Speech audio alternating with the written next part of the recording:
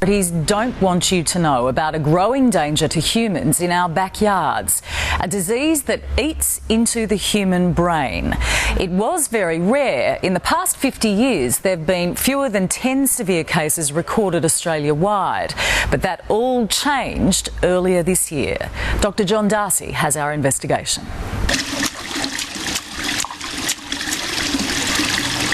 Willow, she had these big eyes and this red hair and a big smile. Willow, are you getting wet? Willow, are you getting wet? You're soaking. They told us that she'd consumed a parasite called rat lungworm. It's just exploded inside of her.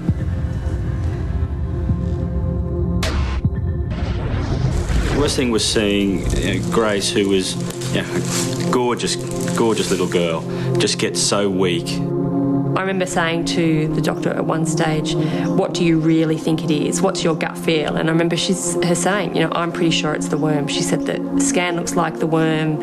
She said, we just can't find it. My rough and tumble Sam would never in a million years expect that eating that slug would have done what it's done.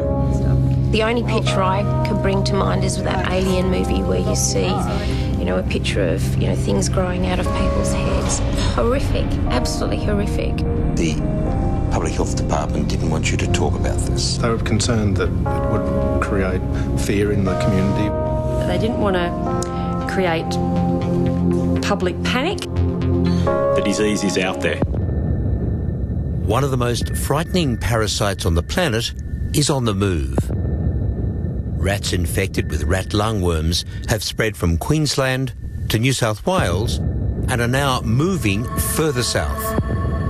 There are few diseases more terrifying than rat lungworm. The worm's larvae are passed on through rat droppings, which are devoured by snails and slugs, who can then spread the contamination to humans through their slime, say on a lettuce leaf, or if they're eaten. Once ingested, the larvae find their way into spinal fluid and then to the brain, where they hatch into needle-like worms and begin burrowing.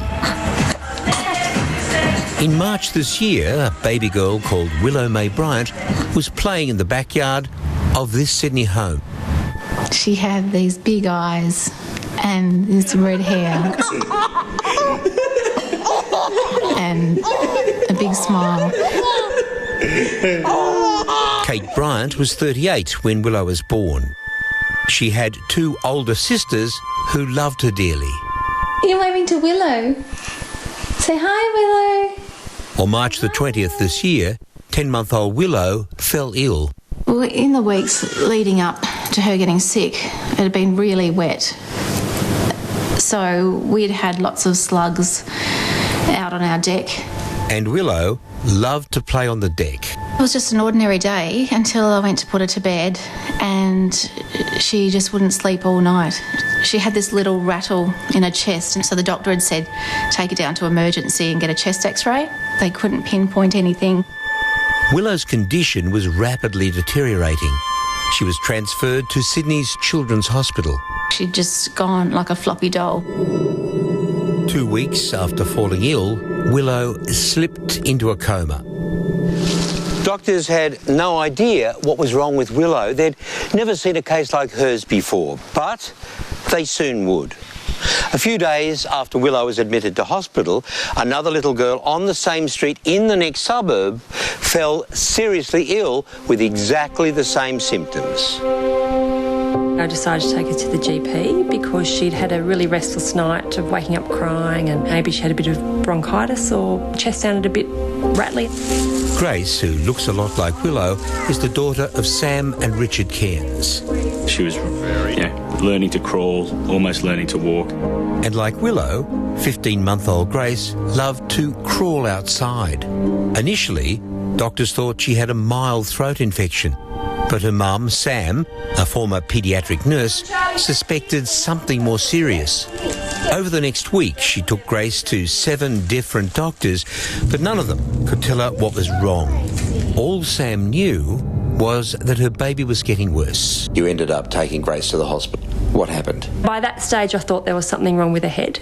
I could feel that her fontanelle, so the soft spot on her head, was raised. It wasn't flat anymore, and it was kind of a bit hard. Most incidents of rat lungworm disease pass harmlessly, but in the worst cases, the worms eat into the brain, which is why early detection is so important.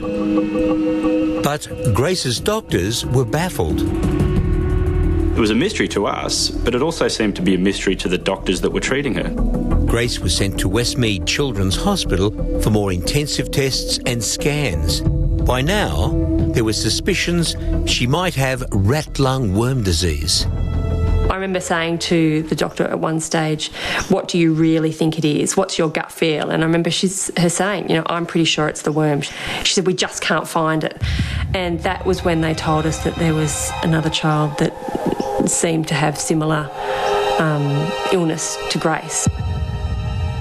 It was horrifying, particularly when they said she lived in the next suburb pretty much from us. 30 kilometres away in Sydney's Children's Hospital, Willow was still in a coma. Doctors were also beginning to suspect it was rat lungworm. She was only 9 months old and just started to crawl. They did ask us whether she'd come across snails, and I tried to think then. I knew that because of all the rain we'd had slugs. The damage to Willow's tiny brain was so extensive, doctors said she couldn't be saved. At that point, they said that there'd been a lot of damage to her brain and her nervous system, that she would no longer survive without the machines.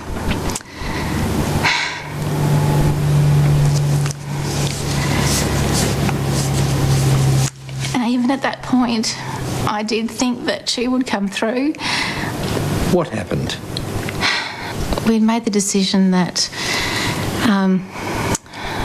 we wouldn't want her to suffer anymore. We got our girls together and spent the night in the hospital with her, and then said goodbye the next day.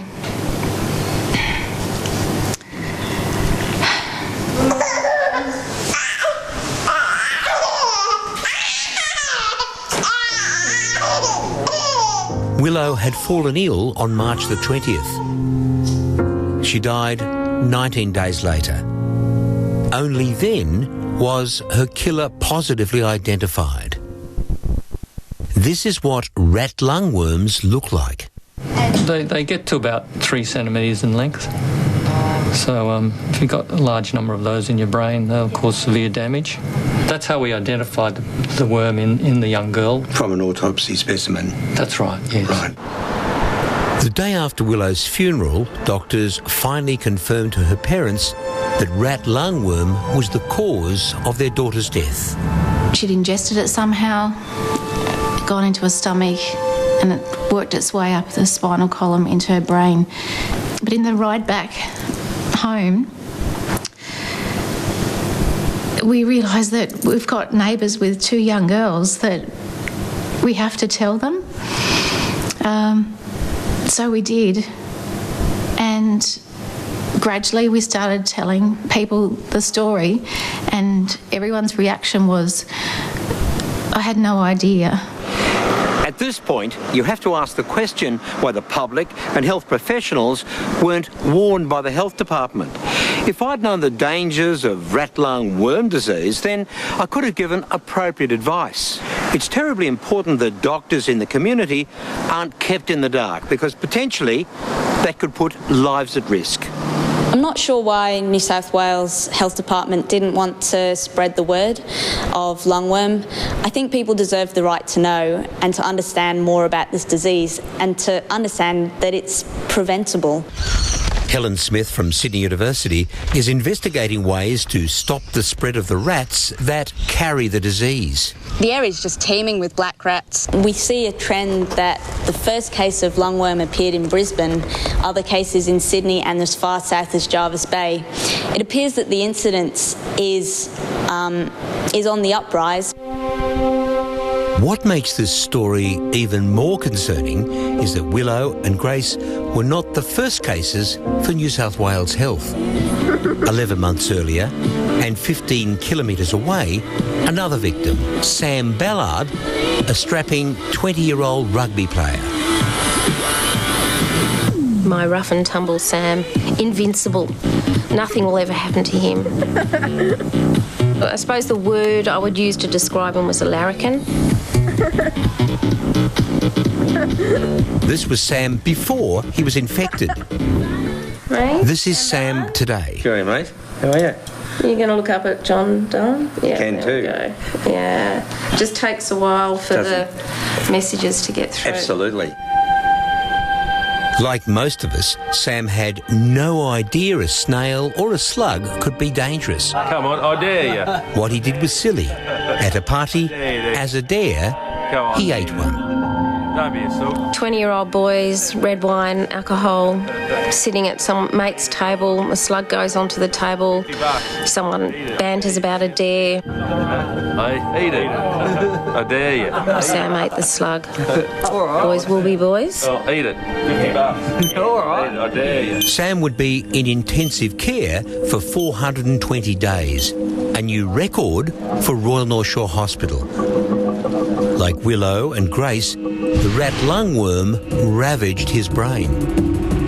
As it's devastated, changed his life forever, changed my life forever. Well done. It's huge. The impact is huge. Do you think it's an unusual coincidence that all three cases live within 30 kilometres of one another? No, not anymore. I honestly believe that it's not a one-off thing. Sam? In 2010, New South Wales Health issued one media release warning of the dangers of eating slugs and snails. No warnings were issued after Grace and Willow were infected this year. Officials told their parents the cases were unrelated and telling the public might cause alarm. They were concerned that it would create fear in the community, which is not really the message. It's just being aware that this thing can happen and, take a little bit of precaution rather than creating fear. They kind of gave us the impression that they didn't want to create public, public panic. But the more people I talked to and the more, we told Grace's story, people were like, oh my goodness, I didn't know you could get something like that from a snail. But the reality is, we're adjacent suburbs. The disease was transferred at almost an identical point in time. The disease is out there. Grace was in hospital for 45 days. Intensive steroid treatment reduced the swelling on her brain long enough for the worms to die. She's now home and still on heavy medication. We are very lucky. We're very lucky that Sam persisted to get Grace checked. Very lucky that the doctors intervened early with the right medication. And very lucky that Grace is now home recovering. Go, go, go, go, go, go, go! Grace's parents are awaiting further tests to learn if she suffered long-term damage. Sam is making small improvements every week. Well done. Oh. For Willow's mum, her dad and two sisters, there's a new chapter of life ahead. For you, Kate, some changes? I'm now pregnant again. We had discussed having another baby when Willow was about 6 months old. And we were really lucky to get pregnant first time, so... Bittersweet. It is bittersweet. Dr John Darcy reporting there. The New South Wales Minister for Health, Gillian Skinner, declined our request for an interview. A statement from her office is on our website, where you'll also find details of the very simple steps you can take to protect yourself and your family.